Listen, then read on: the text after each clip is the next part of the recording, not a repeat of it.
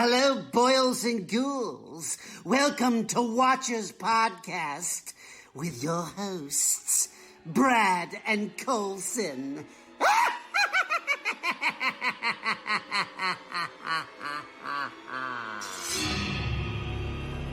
We all go a little mad sometimes. Hi, I'm Chucky. Wanna play? Why are you doing this to us? Gives you a home.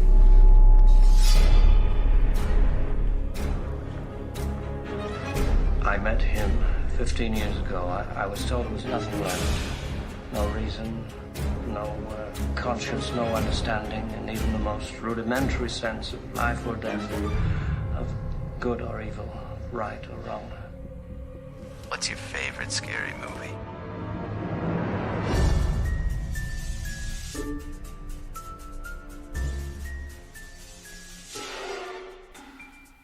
Hey everybody, welcome to the show. My name is Brad, here with Colson Oliver. Hello. And we have another jam-packed episode full of horror-y things. That's right. How you doing this week? Doing good. Yourself? Good. I got up this morning. I took my one-a-day vitamin. That's good. I took 7, though, just to get a whole week done at once. Might as well, right? Yeah. Are they the gummies or the solid ones? The solid one. Just all 7 at once. Just a big brick in the old gut. Yep. Hell yeah. So I'm good to go for 7 days straight. Right on. You're set. Yep. So, have you watched anything this week? I did 4 movies. Okay. I started my week off with The Big Green. Oh, the soccer Disney comedy. soccer movie. That's a good movie. It's good. It was fun. I watched it with the family, obviously the kids and stuff. So, yeah, it's fun. Disney sports movie. Yeah. I watched a Kubrick movie, oddly enough, other than the one we're going to talk about. I did Eyes Wide Shut. I've never seen that movie. Okay, it's his last movie. Yeah. It's a weird one. Tom Cruise, Nicole Kidman. He's kind of like out looking for like a sex party thing. Okay. It's very weird. Very weird movie. But it's good. It's, a little bit long. Yeah. I think it's about 2:40, 2:45. Oh, okay. 2 hours and 45 minutes, but it's good. Yeah. Kubrick likes his long He does. movies. Yeah. So yeah, watch that, and then I watched 48 Hours. Have you seen that movie? Is that the Benghazi? No. What am I thinking of? I can't remember. Yeah. But this one has Nick Nolte and Eddie Murphy. Oh. It's a comedy from like the 80s. Oh, okay. I've never seen it, but I had heard good things about it, but when you compare it to like Beverly Hills Cop and Lethal Weapon and those movies, it's good. Not even close. Doesn't hold up, in my opinion. But it was okay. Yeah. Comedy action shit. So, and then I finished my week off with The Sixth Day, Arnold Schwarzenegger movie. Oh yeah. It's about cloning. Right. It's a good one. I remember seeing like the cover of this with like the goggles. That's right. Yeah. Yeah, I've never seen it though. It's a fun one. His acting is a little bit questionable in it, but he's fun anyway. Yeah. It's a good watch. Arnie can be really hit or miss when for it sure. comes to his acting. For sure. Some movies he's amazing, Yeah. and then other ones it's like, Yeah, he mailed it in or phoned it in, I guess is what they I don't know. But it was a good watch. Good action movie, so. I wonder if the term mailed it in or phoned it in will change Yeah. to like DM'd it in or some shit. Yeah, that's right. We'll find out. Yeah. Yeah, so that's what I watch. What about you? Light week for me. Okay. The only thing I watched besides this one is Falcon and the Winter Soldier episode 2. Okay. And yeah, the show's awesome. It's great. They're starting to sort of set up like a new bad guy and stuff too. Like, nice. There's a lot of cool little parts. I like that. Yeah. There's a character in it. He's just a dork. Okay. I won't say anything else, but he's the worst. Okay. Yeah. I have a question about Disney Plus for you. Are you interested at all in the Mighty Ducks TV show? No. No. I'm not. Okay. Maybe eventually. Yeah. I have to rewatch the Mighty Ducks movies. Yeah. But right now, I Nothing. don't care. I'm going to let it build up a couple weeks, and then I'm going to watch it, and I'll see what it's like. Yeah. But, yeah, I don't know. The Ducks are the villains this time. Did you know that? Heard that. Or not, I don't know if they're villains, but they're the winning team, so yeah. it'll be interesting to see. So I'm going to check it out once it builds up a few weeks. I don't know how many they're doing. It's probably already a few weeks into it now. Probably. But I'll wait until probably the first it's over, and then I'll watch it. Yeah. So anyway, I was just interested to see if you were interested in it. So yeah, maybe at some point. Yeah. But, okay. Yeah. Cool. Moving on, we have a scary story this week. Awesome. This is another one from Prince Edward Island. Okay. The person asked me not to share their name. Okay. Which you'll see is sort of a running trend with some of these stories, just because we are in a small community, and some people just don't want other people to know that they believe in ghosts, I guess. I don't know. That makes sense. I mean, yeah. Yeah. So, when I was 15, my mom picked me up from work, and we were driving home through a back road we always took. I was talking to her and turned her way. I noticed her face changed instantly to nervousness, and she sped up. When we got home, she still seemed spooked. It wasn't until the next day she asked if I saw the man coming out of the ditch. I didn't see him, thankfully. Then 2 years ago, in the same spot, I was driving with my little girl. As we were nearing the spot, she asked me why that boy was there in the road. I looked, and there was no boy. Needless to say, I sped up and got the heck out of there. Wow. Yeah. I want to know where that is. Yeah. I think this person actually messaged me and let me know. Okay. There's also something to do with like a suicide in that area. Oh, wow. Yeah, It's so a little darker. it gets pretty dark. A few details I just didn't want to add in case someone that knew this person was listening. Perfect sense. Yeah. Okay. Yeah, so thanks for the story. If you guys have a story to share, you can either give it to us. Yeah. Not terrible wording. You can send it to us on Instagram at watchers_podcast, or if you're watching this on YouTube, leave it in the comments or send us a message. However you want to send it to us. Yeah. Not give it to us. Somehow, exactly. Yeah. I have a story kind of like that. I was driving a kid home from work. I work nights, obviously. Mm-hmm. And it was 3, 4 in the morning. He went home sick, and his parents drove him. So I was like, well, I'm not going to have you wake them up. So I offered to drive him home. And just outside of Montague, which is a town near where I live, there was a woman walking down the street, and when the headlights went on her, she turned her back and kneeled down. And I was like, well, I said to him, I'm like, did you see that lady? And he's like, that was weird. And then so I dropped him off, and on my way back, I was looking for her in that rough area of where she would have been, and she did the exact same thing. She turned her back and like knelt down to the road, like she was off the road. She wasn't on it or like not to get hit or anything, but it was very weird. And I was like, oh, that's so super creepy. But yeah, anyway, similar to that, I get in a weird way. Yeah. But anyway, stories about driving and like creepy stuff happening always like makes me the most uneasy. Yeah. There's a road on PEI, I think it's called like the Old Rabbit Road or something like that. And the whole thing is like if you drive down this old dirt road and stop in a certain area, it's supposed to be haunted or something. Okay. So me and one of my friends drove down this road. He turned the car off. Oh. And he was like pretending, he's like, like the car won't start. And then he went to start the car and it wouldn't start. That's fucking great. Oh, I love that. And I was like, holy shit. Wow. And then it did start, but he was like you could instantly see his expression change. Yeah. He went from like laughing and joking to like completely white. Wow. That's hilarious. It Yeah. serves you guys right in a way. It's that Exactly. karma shit, like, and then, It's like, oh, great, we're in a horror movie. Exactly, that's funny. Another creepy thing that happened very close to where we live. Okay.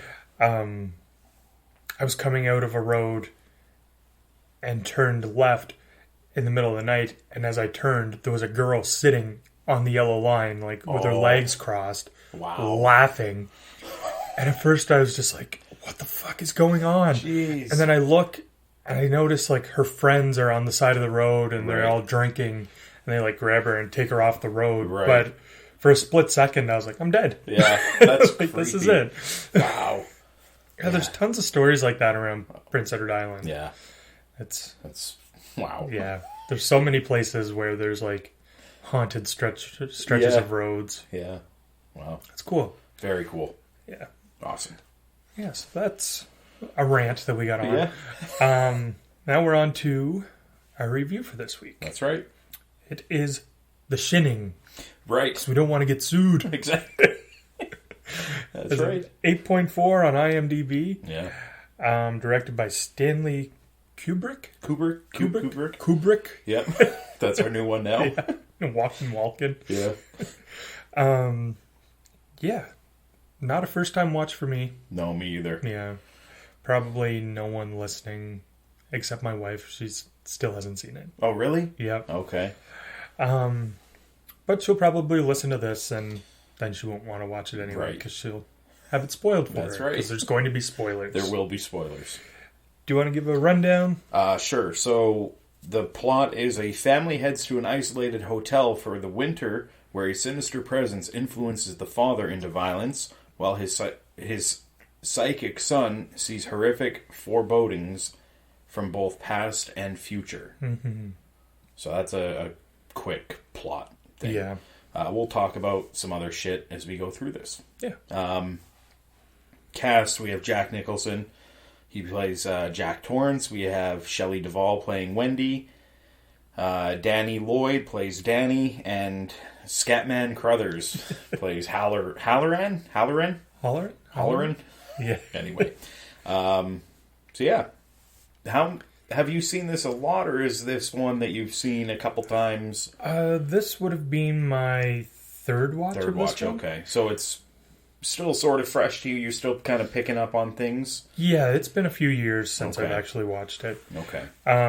It has one of my favorite opening scenes Yeah, me too. in a movie. Yeah. I love that weird, like, tilted camera and sort of like zooming in and out Yeah. and that creepy music. Yeah, very good music. Yeah. Yeah, I wrote down just one of my favorite openings. Like, very cool. Yeah. And there's even a part in the music after like a couple of minutes and it's like, "Ooh," like Yeah. people are wailing or That's something. That was really neat. Yeah. I like that. Yeah, it's very, very well done intro. It's basically just a car driving Yeah. up a mountain, essentially. Yeah, but for some reason it sets the mood. Yeah, it does. Like, you're instantly kind of like, I'm uneasy. Yeah. I don't know why. Exactly. Yeah. Yeah, it's great. Runtime, I didn't mention. It's 2 hours and 24 minutes. You mentioned that Kubrick likes to make longer movies. Yeah. 224 for a horror thriller movie like this one is long, especially for that time, being in the 80s. I guess some of the sci-fi ones that came out around, like Alien and stuff, were about 2 or maybe a bit more, but still kind of rare for that type. But yeah. Yeah, that's true. They, yeah, a lot of the movies were like 90 minutes or so. 90, maybe 100, maybe Yeah. 120, if, you know. Yeah. And they all sort of had that same formula of like just murder everyone in Exactly. sight. This one, I think you only see one on-screen kill, really. One. There's one There's only. one, Yeah. which is different. Very And it's different. slow burn. Yeah. Where one thing that isn't slow, though, is how quickly Jack Nicholson turns into a crazy person. I know. I guess Stephen King didn't really like that because he seems crazy before he ever gets there. Right. Which I kind of agree with. Like in the book, he just seems like a good guy, and then once he's there, you start seeing him going nuts. Yeah. Yeah, that makes sense, because it is, like, even in his interview at the beginning, because it starts with him going up, and then it basically starts with him going into the hotel to interview for this winter caretaker job. Mm-hmm. And there he's very... It's almost like an insane person trying to act sane. Yeah. In a weird way. It's almost like him trying not to be Jack Nicholson. Yes, that's right. Yeah. I love the scene, though, because the guy, the manager of the hotel is telling him, like, you know, you got to do this. It's small work, this and that. Just check on different things. And I got to tell you about the tragedy. And he's like snickering to himself as he's telling him, like, you know, it's we had a guy, you know, he killed his 2 daughters with an axe and chopped them up and put a shotgun in his mouth. And he's like, he's got a smirk on. And it cuts to Nicholson's face, and he is, like, deadpan staring at, like, it's so good. And then immediately he's just like, oh, my wife will love that. Like, she's into the supernatural stuff. Yeah, exactly. It was great. Yeah. Yeah, I love that guy, like, the manager or whatever. Ullman, is it? Yeah, I think so. Mr. Ullman? Yeah. He just has such, like, a funny personality. Yeah. Like, he's just, everything's so upbeat. And I don't know. I just like him. He's great. He looks like he has a toupee on. That's right. That's right. Did you notice in that scene, too? I just found this out like a few weeks ago. But Jack Nicholson's tie, it's green and it looks like the hedge. Yeah. Which I never noticed until I noticed it this time, but I saw a picture of it on Instagram and I was like, holy shit. Yeah. Didn't even pick up on that. I had never noticed it before. I think I seen the same picture you did, though. Right. Yeah. I was like, oh yeah, look at that. It's weird. Yeah, there's a lot of strange, like, imagery and stuff in this movie. Yeah. Like, I've heard things like, oh, like, Kubrick was like, oh, he's such a genius, like, even the hotel, like, the hallways and stuff don't make sense if you pay attention. Like, if you turn this way, then you should be at a dead end, but it keeps going and stuff. Okay. But, like, when Danny is riding his big wheel. Yeah, fuck yeah. And Kubrick's, like, denied it. And he was like, we just wanted a continuous shot of him on the big wheel. Like, it wasn't anything planned. Yeah. Well, there is a documentary called Room 237. Have you seen that? I have. Okay, I have too, but it's been a long time. But Same. I'd recommend it to everybody who's a fan of this movie because it gets into some shit. Yeah. Like, a lot of stuff. What made me think of it to talk about it now was at the beginning when Danny is brushing his teeth and he's talking to Tony, his imaginary friend who lives in his mouth or whatever. Yeah. And then Tony shows him something, or I think he sees the blood for the first time coming out of the elevator. Yeah, that's right. And anyway, as that's happening, the camera's panning in through his bedroom, and there's clearly a Dopey, Seven Dwarf Dopey, on the door, like a sticker. Mm-hmm. And it pans through, and then we see the scene, and then we see the doctor talking to Danny, because he had his episode or whatever. Yeah. And when Wendy closes his door, that sticker's gone. There's a bunch of them there, but that one is gone. Oh, weird. And it's like, it's Dopey. So what the hell is Kubrick saying with this fucking Dopey sticker that was clearly removed? And again, you know, you've heard the bullshit about the moon landing being directed by him. Yeah. And later in the movie, Danny's wearing an Apollo 11 sweater. Yeah. It's like, what do you do? Like, adding fuel to the fire? Or is this his subliminal messaging that he's... Like his confession. Yes. It's very weird. Yeah. I love that conspiracy theory, though. Yeah, it's so great. I heard, I think, is it Neil deGrasse Tyson has said that it would take more science to fake it than it would be to just do it for real. Really? Yeah, something to that effect is pretty crazy. But go check out Room 237. Yeah. It's a fun documentary. Yeah, I love it. I need to watch it again. I do too. I wish I would have had a little bit more time. I could have got to it and talked about a few more points of it, but it's a cool one anyway. So. Yeah. And they mentioned something about, like, in that room when he's doing the interview, that window doesn't make sense, that it shouldn't be there. Exactly. And I remember seeing that, and I was trying to figure out while watching it, but I couldn't get it. But I remember hearing that in that documentary. Yeah, because they walk into a room that should be against a wall. That's right. That's it. So there shouldn't be a window there. There shouldn't be a window there. Fuck. Crazy. Yeah, it is. I really like it. Yeah, it's good. The amount of thought that someone has put into this documentary. I know. All these things. It's crazy. Yeah. Yeah. I love the hotel itself. It's great. The Overlook. Yeah. Based off the Stanley Hotel. Okay. Stephen King spent a night there right as it was about to close. Uh-huh. It was in the winter. Seen a bunch of nuns leaving. Okay. And he's like, he had this idea of like a godless place, like a haunted hotel. Makes sense. Yeah. Yeah. Would you spend a night at the Stanley Hotel? I would. Yeah, me too. I Absolutely. would. I think it'd be fun. Yeah. Yeah. So one other thing I wrote here on their drive up to the hotel with the family. Mm-hmm. She makes a note like, is this where the Donner Party was stranded or whatever? It's a true story of these people who got lost in the Sierra Mountains, or stranded, I guess. Right. And they ended up eating each other. And he says, like, they had to eat each other. And Danny's in the back seat, like, you mean like cannibalism or whatever? And he's like, yeah, they ate each other to survive. And I was just thinking, like, because she's kind of like, oh, Jack, don't. And he's like, he knows what it is. The TV told him or whatever. Yeah. But I was thinking, like, I would do that. I would tell my kids that. And they're younger than that. Well, maybe not. I don't know. But yeah, I would tell them the exact same thing that he did. I don't know if that makes me a psycho or twisted, but... Wow, I don't think it's that makes you a psycho. That's probably true. But, yeah, I would do it, so... What would you do if one of your kids started talking, like, through his finger like that at you? Like, without seeing The Shining. Uh-huh. He's just randomly one day starts talking with his finger. I wouldn't like it at all. My kids, I don't think either of them have had imaginary friends. I did when I was growing up. Yeah. Do you remember his name? Johnson and Mike. I had two. Johnson? I have no idea why. They flew helicopters. Every time helicopters flew by, I would be like, there they are. I fucking have no idea. I didn't have an imaginary friend, but my son does. Okay. And his name's Ali Weaver. Ali Weaver. And he just randomly one day...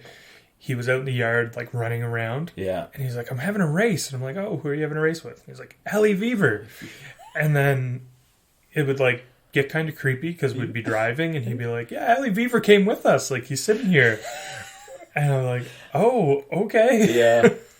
Allie Weaver's here. And you got to wonder if... Because how old would he have been? Because your son's still not in school. No, he's just 4. Okay, so this would have been... he would have been...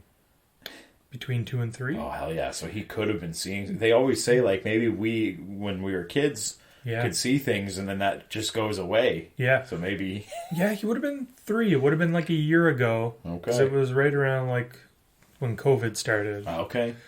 Because we would go to my dad's place, and they would just, like, stay inside and talk to us out the window, because we weren't supposed to visit anybody. Yeah, yeah. Kale would run around and race in the yard. Okay. Yeah, I would be creeped out, though, with an imaginary friend. Yeah. There's too many, and like you say, imagine I hadn't seen it. There's just too many movies out there where kids are talking to something, and then the parent will come in like, who are you talking? It's like, nobody. Yeah. And then we find out, and 40 minutes later in the movie, that it's a fucking monster. Yeah. So, yeah. I guess in this, it doesn't really explain it, but Danny is talking to his future self. Okay. Like... Because his middle name is Anthony. Right. So that's who Tony is. Yeah. And during the audition for this movie, he did that finger thing himself. Right. Like, it wasn't part of the movie, which is awesome. Yeah, that's great. Yeah. During their tour of the hotel, did you pick up on, after they leave the hedge maze thing, the guy mentions built on an Indian burial ground. Yeah. And it's kind of a throw, like if you're not really paying attention, you're not even going to hear it. Yeah. But it's kind of just an interesting fact thrown in during the tour that they never bring up again. Yeah. It's just in like, hey, it was built on, Indian burial grounds. Yeah. So, I found that pretty cool. Yeah, that was good. Yeah. the introduction of Scatman Crothers playing Dick Halloran or Halloran or whatever. I love that guy. He is so funny. Yeah. Right away, he takes, Wendy and Danny off, and he's just talking them up the whole time. Great character. Yeah. Yeah, he's instantly like a lovable guy. Yeah, very, very, lovable guy. And it's this scene with him, because he's talking to Danny, and at that point they are talking. That's when we first hear about room 237, because they find out that they have the shine, what's called the shine, where you can talk or communicate through your mind. Yeah. And I guess the hotel he mentions like the hotel has it too. Yeah, he says like, oh, certain places have the shine. Yeah, so we see, like, and that's what Danny asks about room, and he's like, room 237, and he's like, are you scared of this place? He's like, I'm not scared of this place. He's like, what about room 237? He's like, don't go in there, nothing in there for you. Stay out of that goddamn room. He's great. Yeah, he is great. He makes me want to like know him in real life. I know. Like, at this time. Yeah. Fantastic character. Yeah.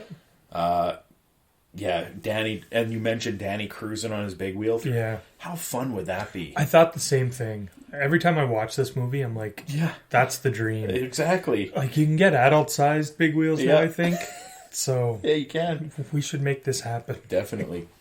Spend a night at the Stanley and bring our big wheels. Exactly.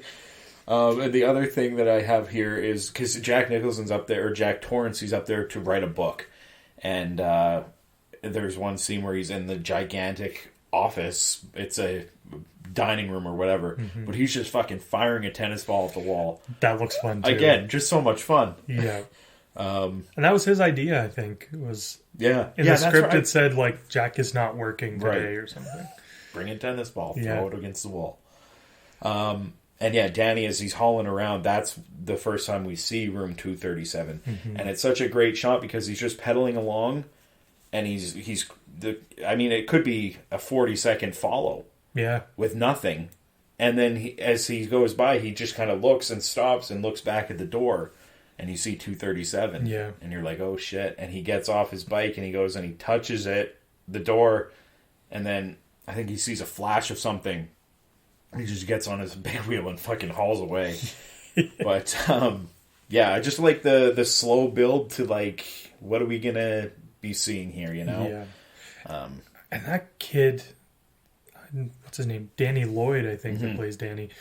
Great actor for a kid. Yeah. Like, the looks on this kid's face whenever he's scared are legit.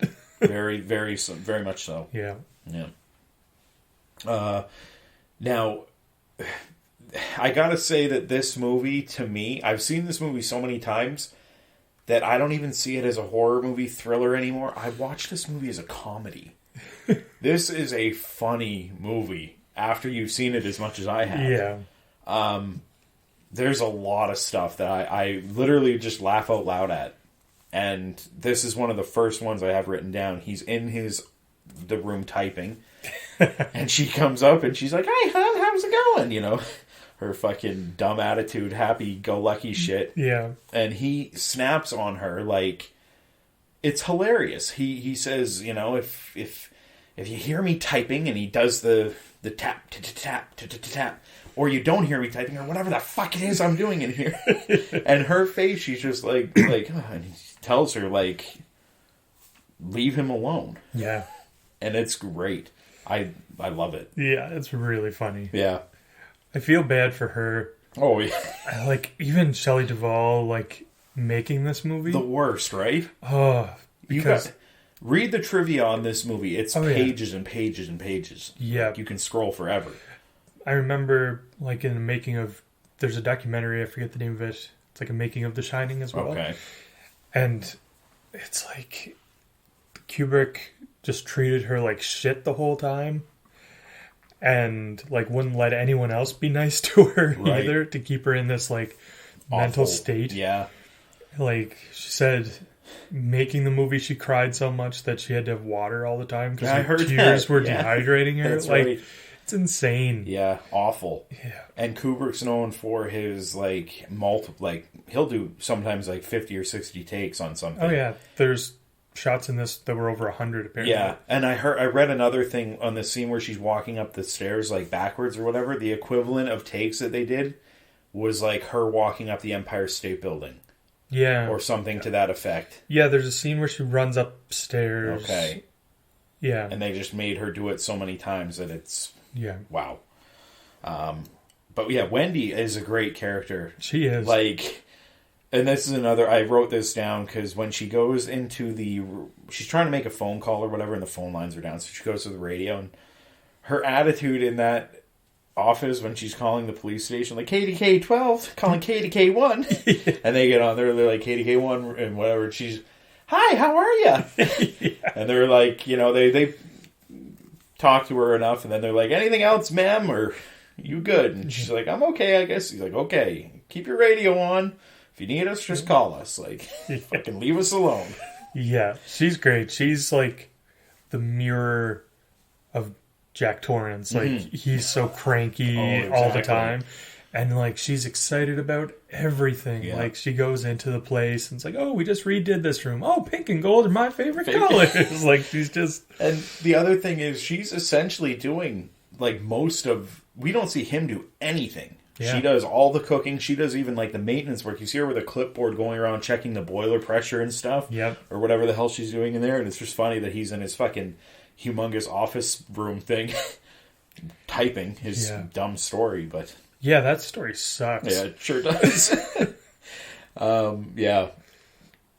And the one of the other scenes I had written down here, Danny and her are watching TV. He's playing with his toys, and he wants to go get his fire truck. And she's like, your father just went to bed, you know, and he go quietly. And he goes in there, and Jack is just sitting on the edge of the bed, like staring like a psycho. And it's just such a, like...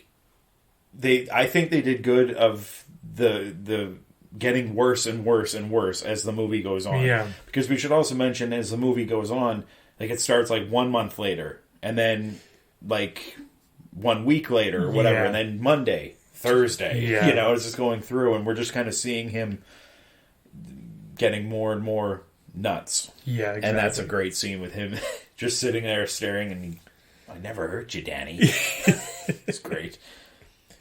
Yeah, I love it. Yeah, it's... yeah. I don't know. Yeah, what else here? Jack, at one point, is having he's typing, he fell asleep in his workspace there, and he's having like a screaming fit nightmare. And so she hears him, and she comes. That's when she's checking the boilers or whatever, and she comes running up. And at this point, we find Danny had gone in to room 237. He was playing with a ball, I think, or playing with trucks, and a ball rolled to him. Yeah. And the door was open. There was a key in it, and he went in there. And we don't see anything else until he, of course, comes out with a bruise on his neck. Mm-hmm. And Jack. He's having his screaming fit. He tells her about his dream, how he had killed her and Danny, and then Danny comes into the room and he's bruised up, and she goes over to him. She's like, "You did this to him." The face that Nicholson's making while he's just staring at them, like, is hilarious. Again, I just find it funny at this point, but I don't know. I love it. I laugh. But I'm wondering, like, if this was a first watch for somebody, what they would be thinking. Yeah, exactly. Because it is, like, it's a creepy, like, stare that he's just... He does it a lot, but this one's great. I don't know. I love it. I'm saying that after every time. I don't know. I love it. I don't know. I love it. This fucking Get that on a shirt. Exactly. Yeah, Nicholson's awesome in this. Yeah. I guess Kubrick wanted to get either De Niro or Robin Williams at one point, too. Okay. To play Jack Torrance. Uh-huh. If you had to pick between those three, do you keep Nicholson, or would you switch them out? I keep Nicholson. I might go to Robin Williams as my 2, and then De Niro is 3. Yeah, I don't know if De Niro could pull this off. Yeah, I don't know. He's a great actor, but... Such a different take. Yeah. Robin Williams can play a good creep. He's done it a couple times. I think Robin Williams would have been perfect. Yeah. I'm wondering, though. Yeah. Because Robin Williams coming in, he seems more like an everyday guy. Mm-hmm. Like, doesn't seem insane before he gets yeah, there. that's right. This guy shows up as Jack Nicholson and then gets crazier. So yeah. I think I'd like a Robin Williams version. That would have been interesting. Yeah. Would have been cool. Yeah. Yeah. Anyway. We also didn't mention that he is sober for however long he is. And after 5 months. she accuses him. It shows him kind of storming down the hall, knocking shit over. And he goes into the gold room, sits down at the empty bar, puts his hands in his face, and he's like, I'd sell my soul he says, I'd sell my goddamn soul just for a beer. When he brings his hands out, there's a bartender there, full bar, and he mentions in that scene that Lloyd, the bartender, has always been his favorite bartender. Yeah. There's some different shit like this, and I got a little thing at the end that I'll talk about, and get your opinion on it. But it's just weird that they're doing these little subtle things like, Lloyd, you've always been my favorite. It's like, well, you just met Lloyd. How is he your favorite? Exactly. Yeah. But this is another part that makes me fucking laugh. He's telling Lloyd, because he did Danny got hurt once before. He got his arm dislocated. Yeah. And we hear Jack Torrance's side of this now. How the little fucker had all my papers. Yeah. And I guess he just reefed on his arm and dislocated his shoulder. But it's such a funny scene with him kind of ranting to this fucking bartender. It's great. And in that scene, Wendy runs up and she's like, Danny got attacked by a woman in the hotel. She must be here in room 237 or whatever. Yeah.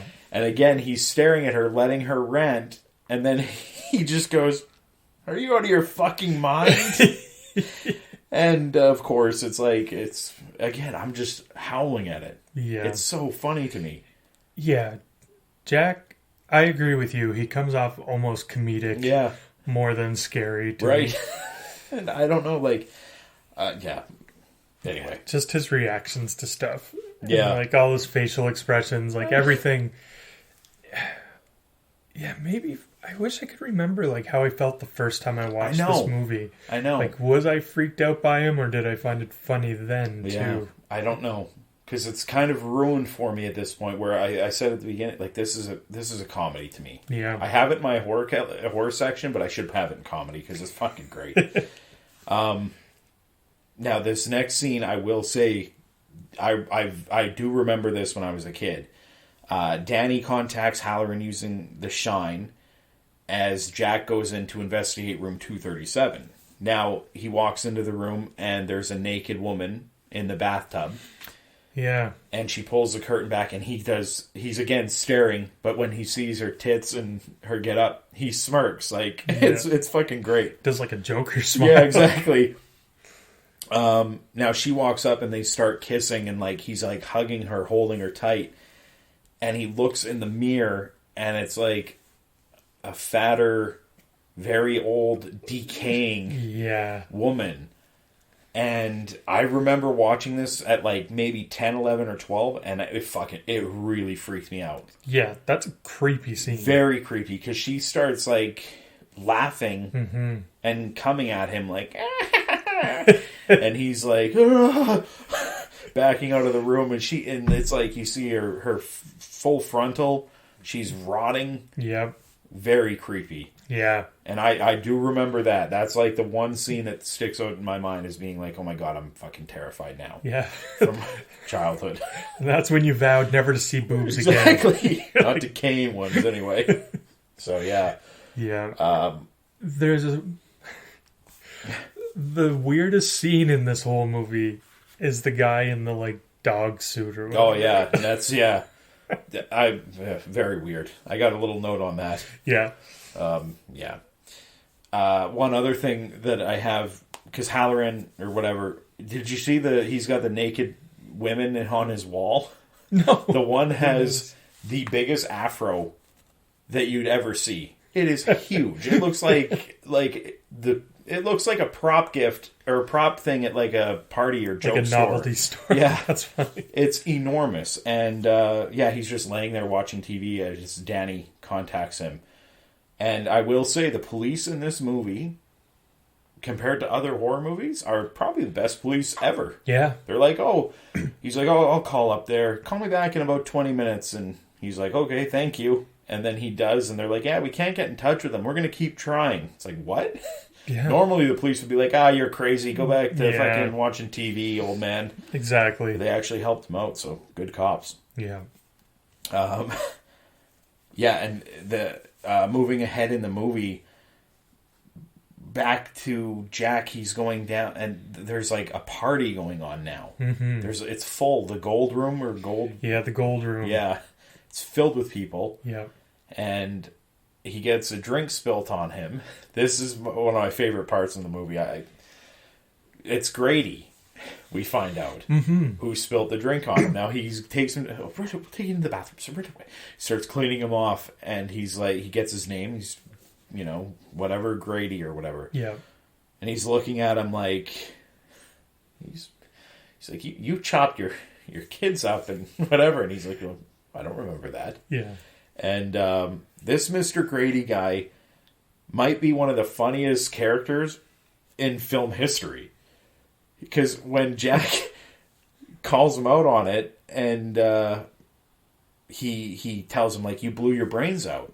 Yeah. And Mr. Grady kind of stares at him, and he's like, you're the caretaker here. You've always been the caretaker here, which is another one of those weird things.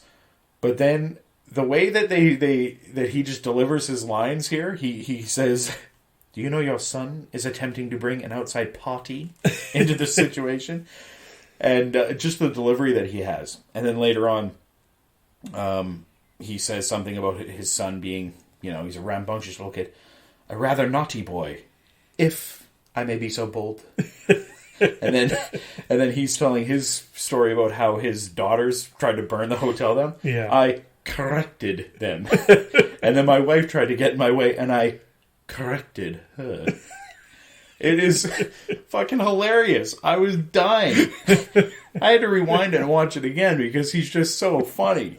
And Jack Torrance is listening to this like, okay, like I gotta fuck up my family now. Yeah, it's hilarious, very funny. Yeah. Anyway, I love Mr. Grady. He's great. Yeah. Yeah.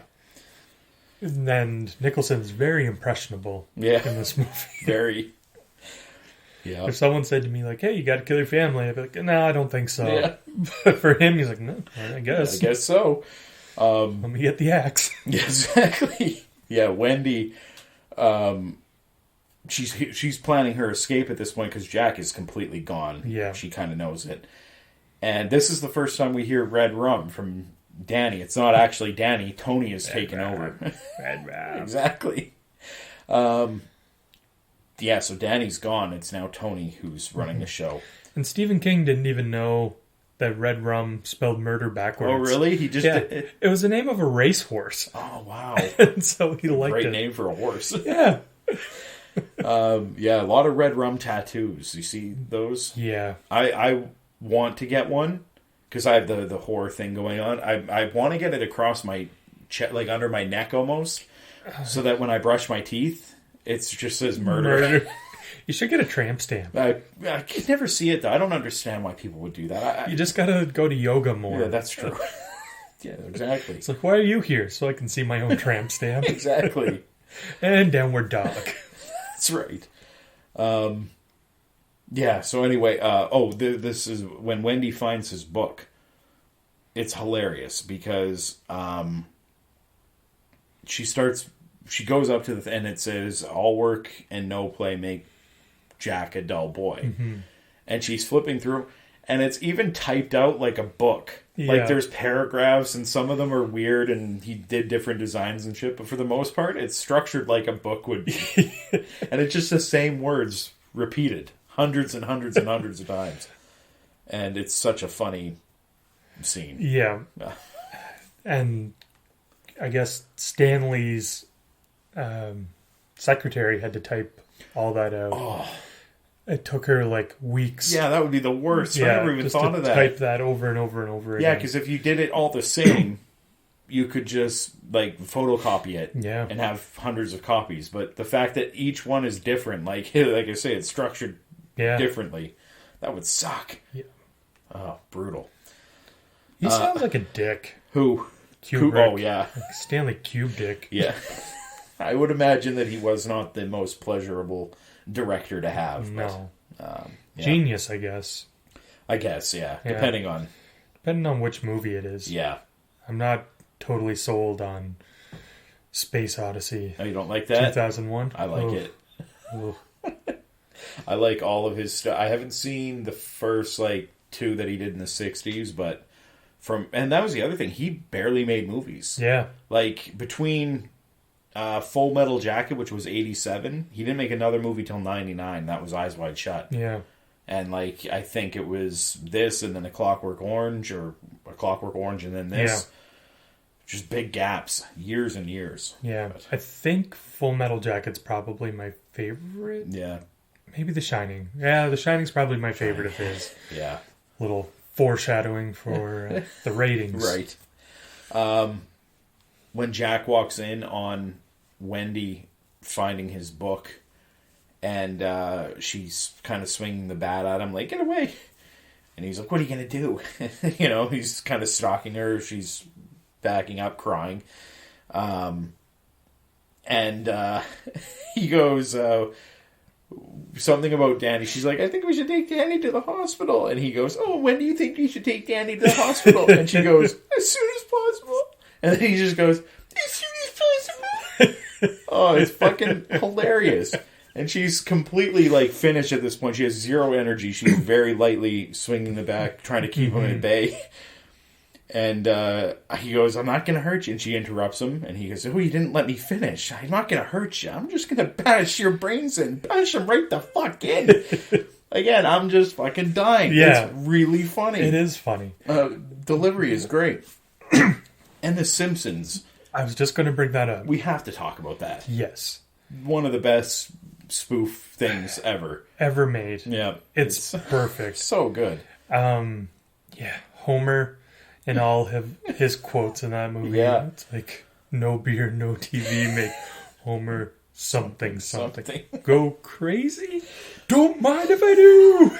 Oh, it's so good. And then she cracks him with the bat. Oh, yeah. And I can always picture the look on Homer's face when she smokes him with the bat. Like his head snaps sideways. It looks hilarious. Oh, it's so good. Yeah. Yeah. She gives him a good whack with that bat because I think she hits his arm or something, and he's like, oh, and then she just cracks him, and he does that stunned, almost like he got tasered look, and just kind of tips backwards down the stairs. Yeah.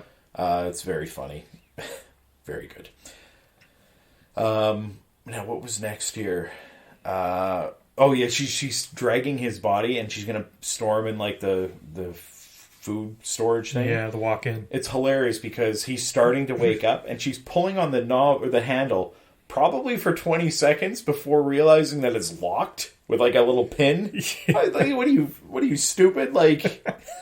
See that it's locked. After the first two, you're like, oh, shit. Yeah. Not her, though. No. But I guess she's finished. She's drained. Exactly. Yeah. Yeah, and he also ruined the snowcat thing. Their only way of getting out, possible way of getting out. He pulled the engine shit apart and just cut wires. That thing looks so cool. Oh, it'd be so fun to drive around. Definitely be fun. Now this is a weird part because Mr. Grady lets Jack out. Which is kind of a weird thing because is it a ghost that pulled the pin and opened the door for him? It's weird, right? They must be poltergeists. Exactly. But we don't see him. We only hear him through the door and then he's out. Mm-hmm. So I guess they can let him out. Yeah. Yeah. This is also right at the famous scene where he's writing red rum on the door with lipstick. Yeah. While saying it repeatedly as well. And then, of course, the chopping at the door scene. Those doors, way better than mine. Yeah. I could punch through my door. Well, they had a fake door. Okay. Originally. Oh, what, he break right through it? Yeah. Jack Nicholson was a volunteer firefighter. Oh. So he had, exactly. actual experience breaking doors down. That's funny. So he just demolished it. That's and then, hilarious. So they had to make a stronger fake door. Yeah, stronger door. Because it does take him a few good whacks to break out, even one panel to reach in and unlock the door. Yeah. And it's funny, the whole, here's Johnny. Yeah. It's funny that has become more, of a Shining thing than a Johnny Carson thing. Because that's what it was from, the Johnny Carson show. Right. But when you hear, here's Johnny, that's exactly. You think of The Shining. For sure. You definitely. Yeah. I would wonder what the percentage of people, if you have 100 people, how many of them would say The Shining? Yeah. I think it would be in the 90s. Yeah. At least. What's Here's Johnny from? Is it from Johnny Carson or The Shining? Wow. So that scene obviously chops down the door. Now at this point, Halloran or whatever has shown up to the hotel on one of those cat things, and he goes in the into the hotel just calling out hello, anybody here? As he's going through, and at 2 hours and 8 minutes into the movie, we see our first kill. And that is him catching the axe in the chest. Yeah. And it's a great scene. Great kill. It looks good. It hits him right in the heart area. Yeah. Caves it in. And he falls down. We get the good Jack Nicholson scream. I feel like I scream in every single episode like those. But, as he buries the axe into his chest. Yeah, poor Scatman. Yeah, and I guess at this point, Jack Nicholson had to say to Stanley, hey, maybe that's enough takes, because Scatman was an old guy. Yeah, he's an old he's man. Doing it over and over again. He's like, can we go easy on him? Oh, brutal. And then Scatman ended up doing a movie with Clint Eastwood after this. Oh, I know Clint Eastwood is one taker. Yeah, exactly. Yeah. And I guess Scatman started crying. He was so happy really? that because he after thought one take. Because he thought he was going to be doing hundreds of takes again. That's funny. Yeah. Yeah. I know Clint Eastwood because I know Leonardo DiCaprio did J. Edgar with him, and he wanted to do a second take, and Clint Eastwood just got up and left and was like, we're done, we're moving on. And I guess there was a huge rift in the set from that day on, so that's how I knew anyway. Yeah. What a difference that would be to go from him to, or from Kubrick to Clint Eastwood. Because Jesus. The Shining was supposed to be shot in something 19 weeks or something. Okay. And it took over 50. Jesus. And there was a couple of movies that had to be delayed coming out because he was taking so long on the sets that other movies needed. Wow. Yeah, Kubrick. Yep. Now there's a scene, because at this point she had slid Danny out the bathroom window. She couldn't fit through. Yeah. He went to go kill Halloran or whatever. Now Wendy at this point is running through. This is where we see I thought it was a bear costume. It may be a dog costume. I don't know. Yeah. But she, in one of the rooms, there's a guy, and it's got no ass in it. Did you notice that? Yeah. It's cut out.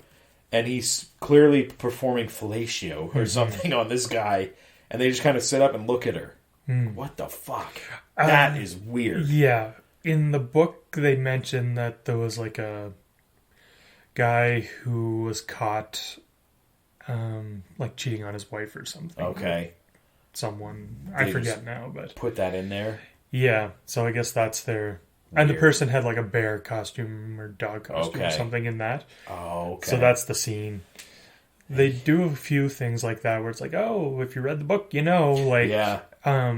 Jack Nicholson's shirt is the name of the school that he apparently taught at or something and stuff like that. Okay. Yeah.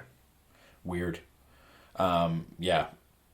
Now the hedge maze. Would you go into that hedge maze? Oh yeah. Yeah. Well, probably once. What? Now wait. Let me clarify. Would you go in regular season hours of the hotel operating, or would you go in when Danny and her went in earlier in the movie? They're completely alone. What happens if you can't find your way out? You have to spend the night in there. I wonder, can you like push your way through the walls? I doubt it. Those are some solid walls. Yeah. But did you notice in there's like little triangle things to ring? Yeah. I guess so. If you're stuck or lost or something, they send people in to get you. Yeah. No good, obviously during off season, but no, I wouldn't go in. There's no way I'd go in there. I don't want to sleep outside, especially in the fucking winter. I hate camping. That's true.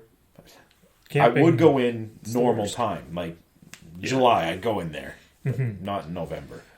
Where I work, I got a resume one time, and the girl had worked at a place at the Belfast Corn Maze. Okay. And on her resume, it said, went on rescue missions to retrieve people from the corn maze. That's hilarious. That there is what got her the job. Yeah. I won't say her name, but it was hilarious. That's great. Yeah, anyway, so, and there's more scenes with Wendy as she's going through the hotel, because Danny, well, that's the other thing. Danny had gone back in the hotel and was hiding Jurassic Park style in the, like, underneath a cabinet thing. Yeah. And when Halloran got axed, he saw it. Yeah. And fucking screamed, and then Jack heard him and started chasing him, so he ran back outside and into the hedge maze thing. Now, Wendy's running around the hotel. She sees the bear and guy blowing each other or whatever. Mm-hmm. And she also sees, like, a bunch of cobwebs in the room that Jack was writing in. Yeah. And then there's, like, skeletons all over the place, too. Very weird. Yeah. But I wrote that down. I'm like, I wonder what the fuck that's about. Like, is it just turning ghost story-y? Or is it, like, something else there? Yeah. I don't know. Maybe they talk about it in Room 237, the documentary. I can't remember. Maybe. But interesting. I'm sure there's probably a YouTube video out there, like, explaining The Shining. Because people love to do that. Oh, yeah. And Danny, he's smart for his age because he's running, knowing that he can just follow the snow, his tracks in the snow. He starts backtracking in his own footprints and then jumps away. And then Jack Torrance is running and ends up, I mean, the tracks just disappear, and then Danny! As he's screaming in the hedge, but Danny! As he's gone back out. But he ends up freezing to death. Yeah. In a kind of another comical scene, like... This is the one part of this movie that I've never really liked. Because it does look almost cartoony. Yeah. Like, he's sitting there frozen with, like, icicles hanging off him. With his eyes are open and, like, cross-eyed upwards, I think, maybe. Yeah, and he has, like, a scowl on his face. It looks so foolish. Oh. Yeah, I've never really liked that. Okay. That's probably my biggest complaint with the Right, movie. yeah. Is just how silly He that looks looks. it. Then, like, that's the payoff. Like, yeah. And that's our second death. Other than, like, the girls that we see flashes of being killed, and obviously, you know, the guy... Oh, that was another scene when she's running through the hotel. There's, like, a guy there, and he's like, great, party! And he's, like, bleeding from the head. Yeah. Like, just super weird shit. I wonder... Because they say, like, oh, places have a shine to them, too. Right. So does she have Oh, that? maybe, yeah. Or is it just a haunted place and she's seeing ghosts? Could be that, yeah. Interesting. Yeah. I never thought of that. Yeah, maybe she has a touch of it, too. Yeah. Because, like, Halloran said, like, a lot of people don't even know they have it. Yeah. So, I guess, yeah. After Jack freezes to death, the camera starts zooming in on a picture from the hotel of a party dated July 4th ball, 1921. Mm-hmm. And Jack Torrance is dead center of that picture. Yeah.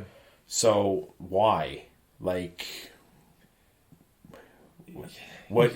I have a thing written down here, and I have one other thing. Early in the movie, I could have written this down or said it at this point, but I'll say it now.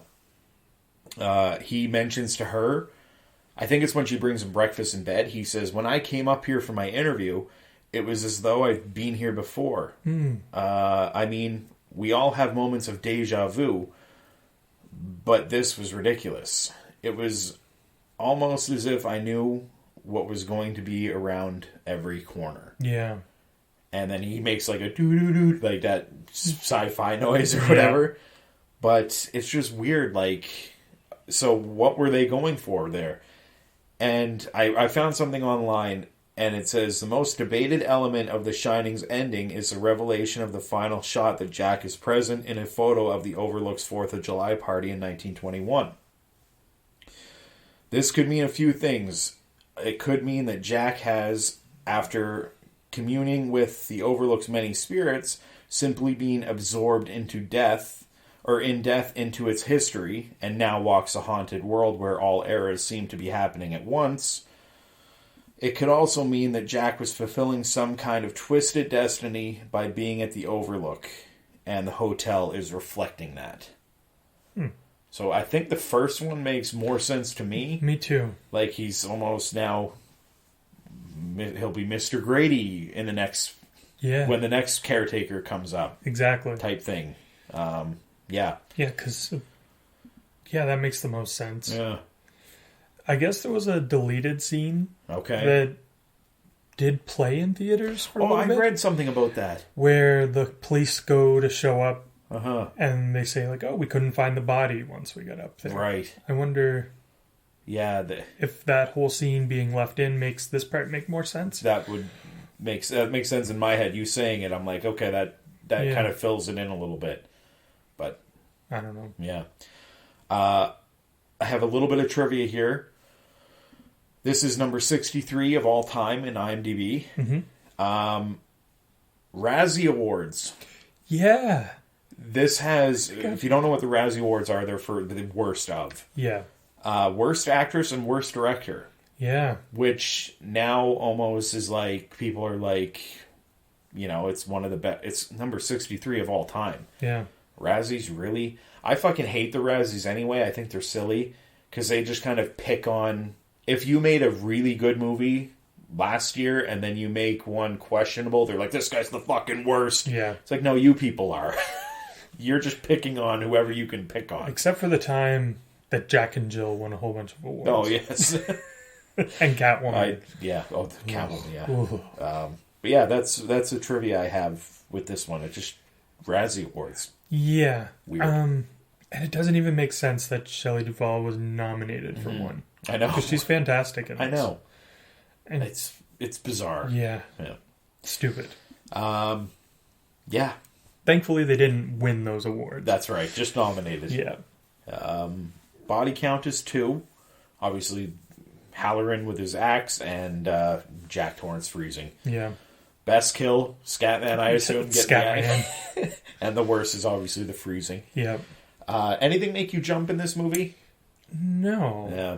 It's not really jump scare-ish. It's not, because even the scene when Halloran gets axed, we see Jack looking for him, like, so we're kind of they're setting up, like, he's going to find him. Yeah. And it's not like a jump scare. It's kind of like a 4-second scream. Whack! Yeah. And, okay.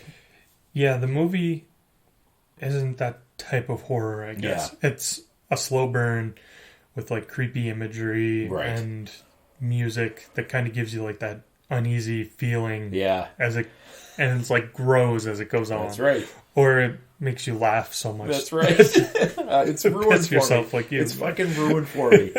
But I still love the movie. Yeah. Now, do you want to do your creepy... Spooky, scary, terrifying. Okay. So, I'm trying to think back on when I was a kid when I first watched it, and I think I probably would have said scary. Yeah. Just based off of that fucking bathroom scene alone, I have memories of watching that and being freaked out. Yeah. So, I would say scary. Yeah, I would be right there with scary. Okay. But now it's comedic. Yeah. Comedy gold for me. Anything else that you have? No, I don't think so. Okay. I think that was it. This was a longer one from what we've done lately. Yeah. I knew it would be. It's a longer movie. Longer movie, tons of stuff to talk about. Yeah, and you messaged me, you watched it last night or the other night or whatever, and you had said, like, we were going to have some... It's easy to talk about this one, so no surprise. Yeah. On to ratings. Yeah. I keep going back and forth, but I think I'm going to go with an 8.5. Okay. It's good. Yeah. Great acting. Just, yeah. Yeah. It holds up. Yeah, considering it does. when this was made. Like, it's still... It's pretty 41 legit. years ago. Yeah. That's crazy. Yeah. For me, no doubt. This is a 10. Hey. It's I don't know how many 10s I've given. Not many. Is that your first 10? Second, I think. I think I gave The Thing 10. Okay. Maybe Halloween. I can't remember. Yeah. But anyway. Wow. Yeah. I love it. Like you say, it's a yearly watch for me. Every year I watch this movie. And I love it. Yeah. So you got to check out Dr. Sleep. Yes. If you find the time, because it is about 40 minutes longer than this movie is. And I went into it. I've talked about it before. Was like, why are they doing this? And when I watched it, I was very surprised. Okay. Now that I'm hyping it, I was thinking about this yesterday. I've been hyping it up so much. Like, the Dr. Sleep was great. Now I'm wondering, is it? Because I may have been, my expectations may have been so low that I ended up like, holy shit, this was, you know what I mean? Yeah. So I'm probably going to watch it again very soon, and I'll let you know when I do. Okay. But yeah, check it out if you haven't seen it out there, people. And we should also mention, if you have your own theory or different things that we may have missed, let us know. Facebook, Instagram, YouTube, whatever. Yeah, not Facebook. Yeah, YouTube, Instagram. Yeah, because this movie is filled with Easter eggs, I'm sure. Yeah. That we probably never even picked up on. Definitely. And like I said, the tie thing, I just found that out like a few weeks ago. Yeah. So that was one. I was like, oh shit, the tie's a hedge maze. Look. Yeah, so that's yeah, great. there's always something. And after you listen to this, I know we're not part of Podmoth Network anymore, but I will recommend going and listening to the Supernatural Sisters episode that they've recently put out on the actual Stanley Hotel. Okay. Which is pretty good. Yeah. So make it a companion piece. Awesome. Double header. Yep. All right. So that'll do it for this week. Yeah. Thank you, everybody, for listening. We will return next week with a brand new episode for you. And we're going to go find our dog costume. Oh, bye.